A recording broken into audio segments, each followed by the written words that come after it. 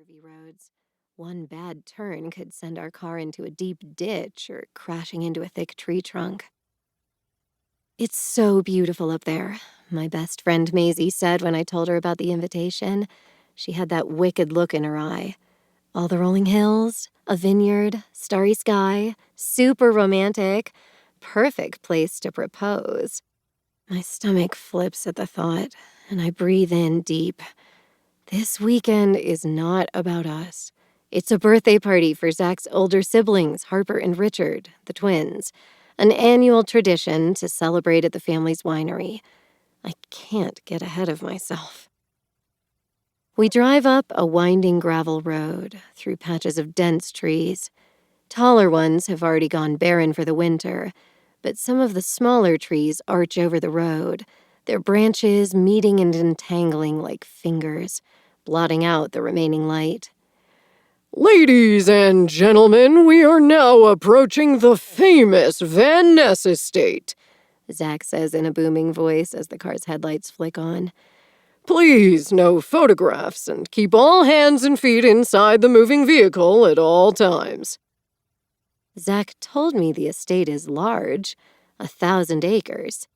But I didn't grasp what that meant until the tunnel of trees ends and the view opens to a sprawling expanse of green fields and rolling hills, stretching endlessly against the purple-hued sky. We cross a small stone bridge that extends over a stream, then bump along a rocky road. The vineyards creep closer to us now, eerie in their precise organization, each plant in a perfect row. We're inching toward winter, and all the grapes must have already been picked for the season, pressed and bottled, because the vines are bare and withered. When I first moved to New York and waited tables at an Italian restaurant, we served the Van Ness wine. I remember those dark purple labels, the name stamped big and bold on the front, a brand that said, "We are too good for you." But Zach is nothing like that, like the Van Nesses you read about online. Sometimes I forget he's part of that family in the day-to-day rhythm of our lives. He doesn't talk about them much, offers the scantest of information, or cracks a joke, or completely changes the subject when I bring them up. All I know of them is from the press, fleeting and superficial, like the pages of a glossy magazine, but hazy enough that I can imagine slicing open my finger on the sharp edges if I'm not careful. Tell me about them, I say now when there's no evading the topic. He glances over at me. My family? What more do you need to know? I don't know. How can I win them over so they all love me forever and ever? I say, trying to hide my nerves. He laughs. They're impossible to win over. Oh, perfect, I say. That makes it easy, then. Nah, they aren't that bad. They're particular, is all.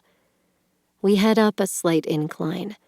To the right, there's a gravel path marked private, staff only. We pass it and stop in front of a large metal gate. Zach rolls down his window, fetches a key card from the glove compartment. We had this installed years ago for extra security, he says.